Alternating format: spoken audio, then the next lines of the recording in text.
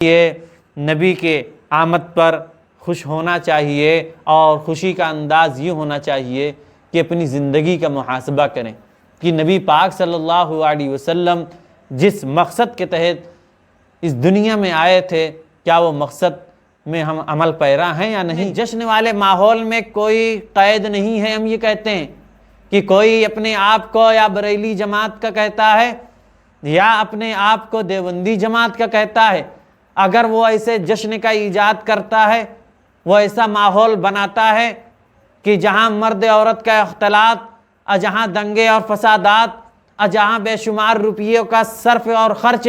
السلام علیکم ورحمۃ اللہ وبرکاتہ۔ الحمدللہ رب العالمین والصلاة والسلام علی سید المرسلین محمد بن عبداللہ الامین، اما بعد۔ محترم ناظرین، یہ جو مہینہ چل رہا ہے یہ 12 ربیع الاول کا مہینہ ہے، اور یہ مہینہ بہت ہی اہمیت کا حامل ہے۔ اس کی وجہ یہ ہے کہ نبی پاک صلی اللہ علیہ وسلم کی ولادت باسعادت اسی مہینے کو ہوئی ہے، تو اس لیے یہ عظمت رکھتا ہے یہ مہینہ۔ اور اسی مہینے میں نبی پاک صلی اللہ علیہ وسلم کی وفات بھی ہوئی ہے۔ نبی پاک صلی اللہ علیہ وسلم کی ولادت باسعادت کس تاریخ کو ہوئی، اس چیز میں اختلاف ہے۔ تاریخ میں اختلاف ہے اور دن متعین ہے۔ دن سمار کا دن ہے جس دن نبی پاک صلی اللہ علیہ وسلم کی ولادت ہوئی، اور تاریخ میں اختلاف۔ عوام کے نزدیک مشہور یہی ہے کہ 12 ربیع الاول کو آپ کی ولادت ہوئی، لیکن اختلاف سیرت نگاروں میں اختلاف ہے کہ 9 ربیع الاول کو ہے کہ 8 کو ہے، لیکن زیادہ جو راجح قول ہے وہ 9 ربیع الاول کو بتایا جاتا ہے۔ تو ہمیں اس اختلافی مسئلے پر نہیں جانا ہے، ہمیں بات جو بتانی ہے اصل کہ 12 ربیع الاول کا مہینہ آ رہا ہے تو اس مہینے میں انسان کرے کیا، یعنی اس میں شریعت نے ہمیں کوئی خاص ایسا عمل دیا ہے جس کو ہم کریں۔ تو ایسا تو کوئی عمل نہیں ہے جو آج کے دور میں جو ہمارے یہاں معاشرے میں جو 12 ربیع الاول آتے ہی ایک جشن کا ماحول، ربیع الاول کا موقع آیا، اس لیے ہم نے سوچا کہ کچھ باتیں آپ کے سامنے رکھ دی جائیں اور آپ کے سامنے لا دی جائیں، تاکہ ایک طریقے سے 12 ربیع الاول کا جو صحیح پیغام ہے وہ لوگوں تک پہنچ جائے، جو صحیح چیز ہے وہ لوگوں کے سامنے آ جائے۔ یہ نبی پاک صلی اللہ علیہ وسلم کی ولادت سے خوش ہونا چاہیے، اور کیوں خوش نہ ہو، کیونکہ وہ ہمارے نبی سرور کائنات حضرت محمد مصطفیٰ ہیں۔ ان کے آنے سے انسانیت سمجھ میں آئی۔ نبی پاک صلی اللہ علیہ وسلم کے آمد سے ایمان کی دولت ملی، اسلام کی دولت ملی، قرآن جیسی کتاب ملی، بے شمار سچے صحابہ ملے، یہ نبی پاک صلی اللہ علیہ وسلم کی بدولت ہے۔ تو ان کی آمد ایک رحمت ہے، رحمت بن کر آئی ہے، تو اس چیز کی خوشی ہونی چاہیے۔ قرآن میں ہے قُلْ بِفَضْلِ اللَّهِ وَبِرَحْمَتِهِ فَبِذَلِكَ فَلْيَفْرَحُوا هُوَ خَيْرٌ مِّمَّا يَجْمَعُونَ، کہ اللہ کے فضل سے اور اس کی رحمت سے خوش ہونا چاہیے۔ نبی پاک صلی اللہ علیہ وسلم اللہ کی رحمت ہیں، اور ان کے آنے سے اسلام آیا تو ان کی آمد سے خوش ہونا چاہیے۔ خوشی منانے کا جو انداز آج موجودہ دور میں جو رائج ہے، اس سے بے شمار ہم یہ سمجھتے ہیں کہ خامیاں آ جاتی ہیں۔ آپ یوں سمجھیں گے، ہم اگر مان لیں کہ جس اعتبار سے جشن نکالا جاتا ہے،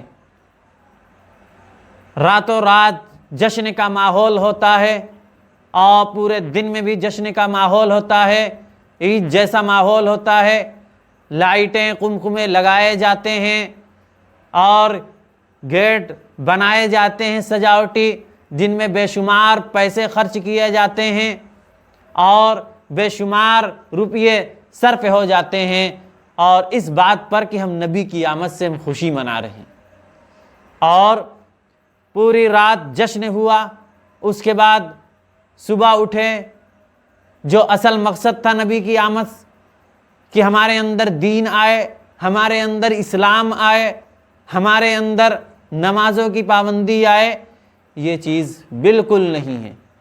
کیونکہ ہم نے ایک ماحول چل رہا ہے جشن کا، ہم نے رات بھر جشن منایا، اور جشن میں ایک یہ چیز ہوتی ہے مرد عورت کا اختلاط، یعنی مرد عورت کا جمع ہونا، یہ بے شمار خرابیوں کو سمیٹ لیتا ہے اپنے اندر۔ یہ اس چیز کو ہم ہلکے میں نہ لیں، کیونکہ دیکھیے مسجد ایک پاکیزہ جگہ ہے، نماز ایک اہم فریضہ ہے جس کو پڑھنے کے لیے مسجد میں یعنی عورتوں کو منع فرما دیا گیا کہ مسجد میں عورتیں آئیں گی تو ایک فتنہ ہوگا، فساد ہوگا۔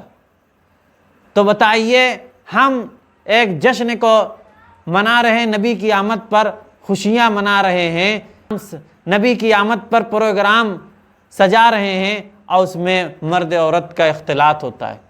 اس میں ہمیں پتہ ہونا چاہیے کتنے فسادات تو ایسے ہو جاتے ہیں کہ لڑائیاں آپس میں بھی ہو جاتی ہیں، دنگے بھی ہو جاتے ہیں، اور پھر اس سے یوں لیجئے کہ مرد و عورت کے ملنے جلنے میں جو برائیاں آتی ہیں وہ کوئی بتانے کی چیز نہیں ہے، وہ ہر ایک کے سامنے آیا ہے۔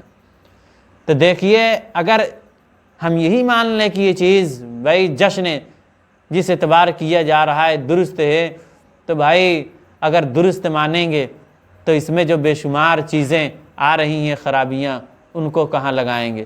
تو اس لیے نبی کے آمد پر خوش ہونا چاہیے، اور خوشی کا انداز یہ ہونا چاہیے کہ اپنی زندگی کا محاسبہ کریں کہ نبی پاک صلی اللہ علیہ وسلم جس مقصد کے تحت اس دنیا میں آئے تھے، کیا وہ مقصد میں ہم عمل پیرا ہیں یا نہیں؟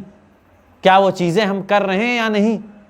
کیا ہم سے وہ چیزیں ہو پا رہی ہیں؟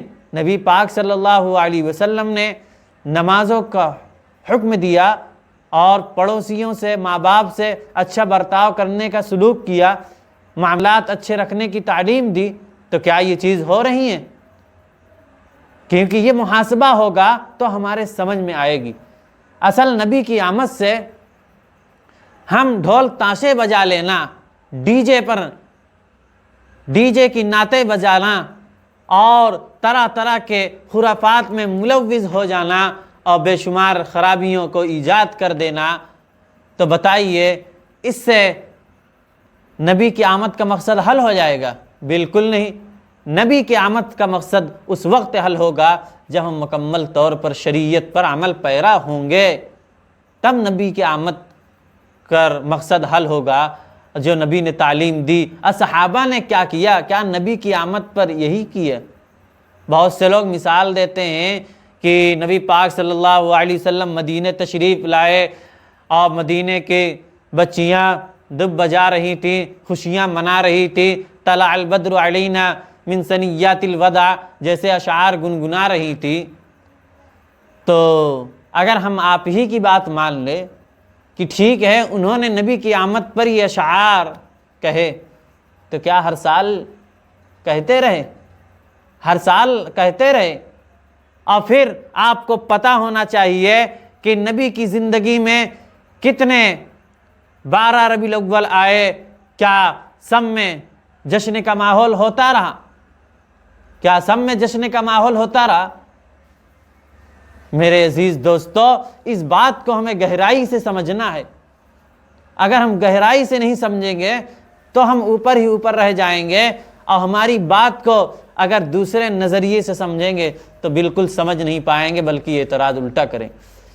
اور اس میں جشن والے ماحول میں کوئی قید نہیں ہے۔ ہم یہ کہتے ہیں کہ کوئی اپنے آپ کو یا بریلی جماعت کا کہتا ہے یا اپنے آپ کو دیوبندی جماعت کا کہتا ہے، اگر وہ ایسے جشن کا ایجاد کرتا ہے، وہ ایسا ماحول بناتا ہے کہ جہاں مرد عورت کا اختلاط، اور جہاں دنگے اور فسادات، اور جہاں بے شمار روپیوں کا صرف اور خرچ، تو ہم یہ سمجھتے ہیں کہ ایسا جشن کی کوئی حقیقت نہیں ہے، نہ اس پر کوئی ثواب ہوگا، اور نہ اس پر کوئی آپ کو فائدہ ملے گا، نہ نبی کے جشن کے آمد کا مقصد حل ہوگا۔ اس سے کرنے کا کام یہ ہے کہ موقع ہے تو نبی کی سیرت بیان کیے جائے، پروگرام کیے جائیں، خواتین کا الگ پردے کا انتظام ہو، مرد حضرات کا الگ انتظام ہو، اور پورے طریقے سے صحیح پروگرام ہونا چاہیے جس میں نبی کی سیرت کو بیان کیا جائے، جس میں نبی کے صفات کو، نبی کے کام کو، نبی کے ہر بات کو لایا جائے اور سامنے رکھا جائے۔ نبی کے آمد کے مقصد کو بیان کرنا چاہیے کہ ہمیں کرنا کیا چاہیے، نبی نے کس چیز کو لے کر یہاں تشریف لائے ہیں اور ہمیں کیا چیز کرنا چاہیے، ہمیں وہ تعلیم دیں۔ نبی کی صفات، نبی کے فضائل اور نبی کے ارشادات، وہ تمام چیزیں نقل کریں اور بتائیں، نبی کی سیرت بتائیں، نبی کی ولادت پر بیان کریں اور نبی کے وفات پر بیان کریں۔ یہ ساری چیزیں ہوں اور لوگوں کے سامنے صحیح سیرت آئے۔ اور اس میں ڈی جے میں لگا کر نعتیں، اور نعت نہیں ہوتی ہیں، اس میں میوزک لگی ہوئی ہوتی ہیں، اور جو کہ اگر نعت سمپل نعت ہو تو پھر تو یہ بات سمجھ میں آتی ہے، اگر سادی نعت ہو بغیر میوزک کے تب تو بات سمجھ میں آتی، درست ہے، لیکن اس میں ایسی نعت کے نام پر گانے ایجاد ہو چکے ہیں، نعت کے نام پر گانے ایجاد ہو گئے ہیں اور وہ ہمارے ڈیزے میں چلتے ہیں۔ تو میرے محترم بزرگوں، دوستو، یہ ایسی چیزیں ہمیں بالکل نہیں کرنا چاہیے جو کہ شریعت کے خلاف جا رہی ہوں چیزیں۔ ہمیں یوں سمجھنا چاہیے کہ جو ہمارا پیسہ دیگر چیزوں میں اسراف ہو رہا ہے، زیادہ صرف ہو رہا ہے، اس کو ہم صحیح جگہ لگا لیں۔ کوئی پڑوسی بیمار ہے ہمارا، کوئی غریب دکھیا ہے، اس کی بیٹی کی شادی ہونی ہے، ہمیں اس میں پیسہ خرچ کر دینا چاہیے۔ کوئی یتیم بچہ ہے، اس کے پڑھانے میں، دین کی تعلیم میں خرچ کر دینا چاہیے، اس پیسے کو ثواب بھی ملے گا۔ اللہ رب العزت ہمیں ان باتوں پر عمل کرنے کی توفیق عطا فرمائے۔ وآخر دعوانا ان الحمد للہ رب العالمین۔